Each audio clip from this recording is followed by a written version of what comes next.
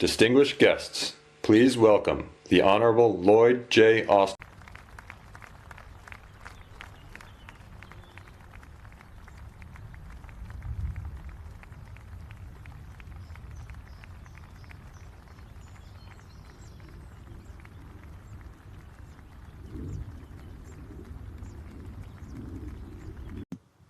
L'Europe peut se retrouver bloquée. Parce que c'est quoi une Europe où l'extrême droite sera forte? S'il y a à nouveau une pandémie, c'est une Europe qui ne vous protégera pas. Mais vous ne deviez pas faire baisser le Rassemblement national. On n'aura pas. C'est ce que je suis en train de faire.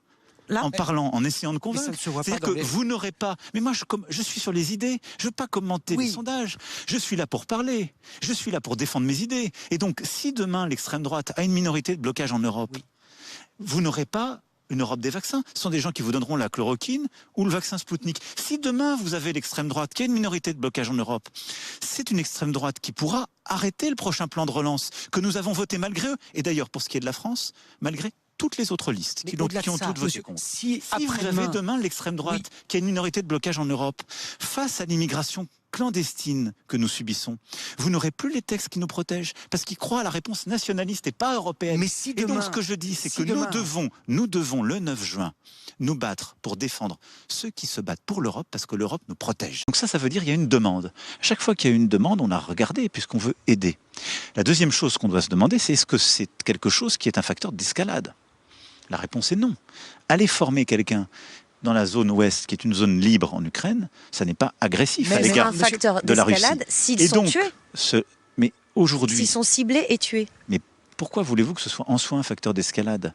Sachant qu'aujourd'hui, mais aujourd'hui, nous avons des compatriotes qui sont en Ukraine et ne sont pas soldats, mais vous nous dites ils sont que civils. Si les formateurs est-ce que vous pensez qu'avoir parce que formateurs, comme ils l'indiquent, les Russes aujourd'hui. Est-ce que vous pensez que c'est moins grave d'avoir un civil français, allemand, britannique qui est tué en Ukraine qu'un soldat? Symboliquement, c'est très différent. Symboliquement, c'est très différent. Pas symboliquement, parce que c'est le rôle aussi de ces soldats de s'engager dans ce qu'on fait. Το έχουμε καλύψει το πρόσωπο φυσικά του απατεώνα αυτό όπως βλέπετε εδώ. Μπροστά σε τόσο κόσμο, μπροστά στην κάμερα που το καταγράφει. Ο Γιώργος ετοιμάζεται εδώ να βγει στον αέρα και σε κλάσματα περπατάει αμένος σιγά σιγά. Ma femme n'aura pas le droit de voyager avec ses copines. Ma femme n'aura pas le droit d'avoir d'amis de garçons. Genre c'est logique. Ma femme n'aura pas le droit de sortir après 19h. Ouais ben, 19h. Et puis quoi encore? Ma femme n'aura pas le droit d'avoir des réseaux. Les stories à la une et tout, Snapchat, story, non c'est mort.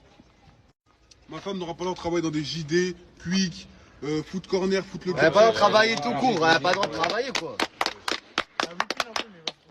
Ma femme n'a pas le droit d'aller dans les salles de sport mixtes. Alors là, jamais de la vie. Jamais. Ma femme n'aura pas le droit de mettre d'habits courts. Ah bah non, c'est logique. Ma femme n'aura pas le droit de se réveiller après 9h. Ouais bah non mais oui. Genre tu dois te lever, faire le ménage, à manger, tout. Ma femme n'aura pas le droit de conduire. La voiture surtout. Ouais. Fille au volant, femme au tournant. Non, mais justement. Citez-moi un autre écrivain que moi. Un autre écrivain qui perpétue la grande tradition française cultive. Alors, parmi les écrivains. Face à Bégodeau, je me suis sacrément retenu. C'est une de mes qualités, ne pas vouloir écraser les autres. Je n'ai pas voulu être le droitard de service, j'ai laissé l'adversaire dérouler pour mieux préparer ma contre-attaque. Une contre-attaque mortelle. Il s'agira d'une conférence de 12 heures qui sera publiée sur la chaîne YouTube du Cercle Aristote. Je reviendrai point par point sur chaque argument de Bégodeau, et là je le coincerai. On ne pourra pas dire que je ne sais pas débattre. Parler pendant 12 heures, ce n'est pas donné à tout le monde. Avant tout, je suis ce qu'on appelle un soldat politique. Je ne m'appartiens plus à l'entreprise, je dis bien l'entreprise France. République française, pardon.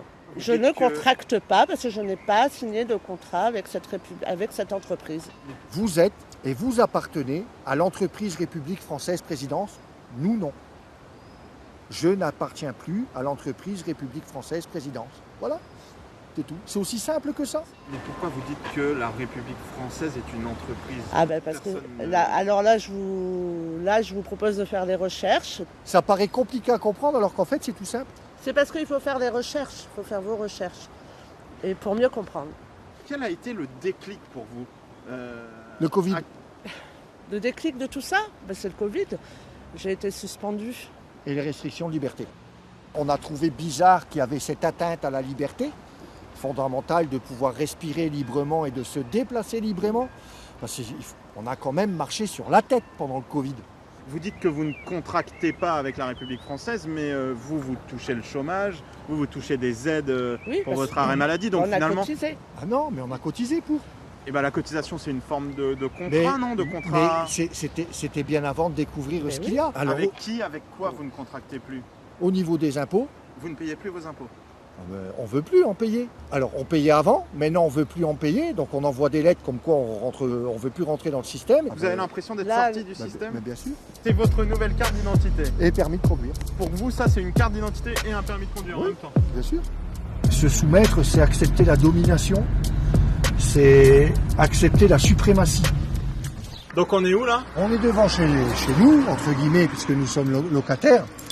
Et voilà, on a mis le drapeau de la Commune Le Court pour bien préciser qu'on est sous la juridiction de la Commune Le Court. Voilà.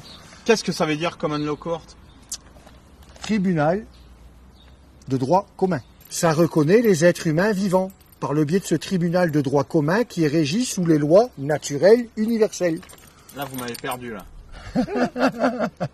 Vous dites que c'est votre juridiction, donc ce sont vos lois. Est-ce que, par exemple, vous payez votre loyer? Oui, on paye notre loyer, on le paye en retard, mais on le paye. Vous payez vos charges? Alors, les charges, qu'est-ce que tu appelles les charges? L'électricité, l'eau? L'électricité, plus.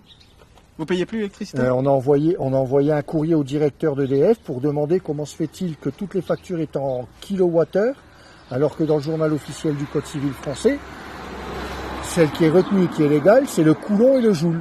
Mais donc, ça veut dire que vous n'avez plus l'électricité? On est restreint.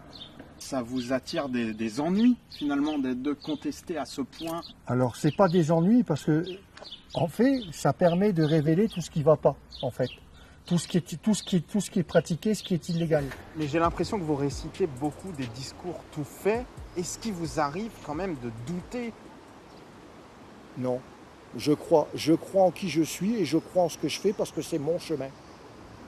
Vous, Laetitia, est-ce qu'il vous arrive de douter? Au début, j'ai douté. Au début, puis maintenant. C'est quoi le complotisme pour vous?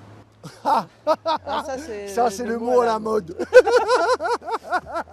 Dès qu'on ne pense pas la même chose, qu'on n'est pas d'accord sur quelque chose, c'est du complotisme. Soit j'habite à Bogota, soit mon pays l'a changé. Mais moi, ça, c'est pas ma France à moi, ça. C'est pas possible. 30 mecs qui viennent devant chez moi, ouais, on va te régler ton compte, il y en a un qui sort un couteau. On est où, les mecs? Arrêtez. Qu'est-ce qui s'est passé, en fait? On n'a pas compris. En fait, maintenant, ça fait plusieurs semaines qu'il y a des mecs qui s'amusent à balancer mon adresse sur les réseaux sociaux. Après, ça fait 9 ans que je suis sur Internet, donc jusqu'ici, je faisais un peu abstraction. Il y a quelques semaines, il y a plusieurs... cette fois-ci, c'était des gamins. Bon, là, ils ne sont pas bien plus vieux, mais il y a encore plus jeunes, qui sont venus un petit peu chercher les boîtes aux lettres dans mon village. Il faut savoir que j'habite un petit village dans le sud de la France. Je me suis éloigné pour ne pas avoir de problème. Et en fait, ils cherchaient la boîte aux lettres. Bon, jusqu'ici, avec ma femme, on n'a trop rien dit. Et là, hier, aux alentours de 20h50, on a couché le petit. Moi, j'allais regarder le match de foot. On était tranquille dans notre chambre. Et il y avait mon petit frère, qui est sur la vidéo, qui, lui, il est venu voir son neveu. Et il était à l'étage. Et en fait, il vient me chercher dans la chambre. Il me dit, écoute, Aïkiol, il y a 25 mecs devant la maison. Ils veulent que parler à toi. Ils disent qu'ils vont régler leur compte avec toi. Je ne sais pas ce qui se passe. Viens voir. Donc moi je descends, ma femme descend avec moi. Au début le petit dort. Elle filme parce que c'est moi qui lui dis filme, on ne sait jamais ce qui peut se passer. Si quelqu'un me tape, si moi je range, ils essaient de rentrer, filme. Et quand je sors, ils me sortent une version, mais j'en ai vu des poissons pas oxygénés, mais là il y avait les moins oxygénés du bocal vraiment. C'est-à-dire qu'ils me disent ouais, attends je vais faire la vraie voix. Alors t'as vu, on est venu parce qu'une fois j'ai mis ton adresse sur les réseaux et tu m'as dit, ouais, va te faire voir et tu m'as bloqué de ton live. Je dis, du coup, tu voulais un café, qu'est-ce que tu veux? Ouais, on est venu pour régler nos comptes, tu vas voir ce que c'est la rue, la vraie. Ils habitent un petit village à côté d'Aix-en-Provence. Hein. C'est les plus gentils d'entre nous. Hein. Oui, on est venu régler ton compte. Donc ma femme sort, elle est un peu apeurée, mon frère sort. Le petit commence à pleurer, on l'entend par la fenêtre. Elle rentre pour chercher le petit, elle filme. Moi, je sors dehors. Il y en a un qui sort un couteau et qui me dit maintenant, on fait comment? Ma femme commence à tomber en larmes. Elle va chercher le petit. Mon petit frère commence à rentrer entre les deux. Il dit ouais, laissez tranquille, etc. Ils vont chercher des plus grands. Ils viennent encore à 15 de plus. Il y en a qui essaient de rentrer. Mon voisin essaie de fermer la porte pour pas qu'ils rentrent. On appelle les gendarmes qui sont venus 45 minutes après. Moi, je me dis, mais je suis où? Ça fait 9 ans que je fais des vidéos. Ça fait 2 ans que je me suis assagi. Je suis marié. J'ai fait un enfant. J'ai pris des prises de position quand j'ai commencé avec Cyril qui étaient beaucoup plus fermes qu'aujourd'hui. Bien sûr. Aujourd'hui, je fais des pranks sur Internet. On vient me chercher chez moi. Devant mon fils, on sort un couteau. Mais les mecs, vous êtes fous. Et c'est que des gamins. Les plus grands étaient derrière en train de les chauffer. Et avec tout ce qu'on voit, qu'est-ce que j'en sais que moi, il n'y a pas un mec qui va mettre un coup de couteau, il va essayer de toucher mon bébé pour 2 likes, ils sont capables de faire tout et n'importe quoi. C'est catastrophique.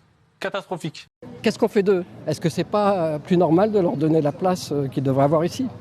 Vous avez raison, monsieur. Il y a un pauvre monsieur qui dort sur un banc depuis des semaines, là, devant l'association Aurore. Ils sont pas allés le chercher, le gars. Hein. Il dort là. Il y a une vieille dame qui a l'air d'avoir des soucis, qui est en contrebas, qui vit sur un banc depuis des mois. Rien à foutre de ces gens-là. Là, par contre, c'est payé. Il y a des subventions. C'est un business model très civique. On a des tartuffes là-dedans. Ils sont payés pour aller les chercher. Ils sont payés pour les accueillir. Ils ont des locaux pas chers. On en met un maximum. Il faut un chiffre au mètre carré. Voilà ce qu'on a. On a de la tartufferie. C'est des nouveaux esclavagistes. Et après, ils les lâchent dans la nature. Et c'est le drame. Moi, je suis outré. Je pense que je vais quitter le quartier, en fait. Ah oui, c'est vrai? Ouais, je pense. On est marre.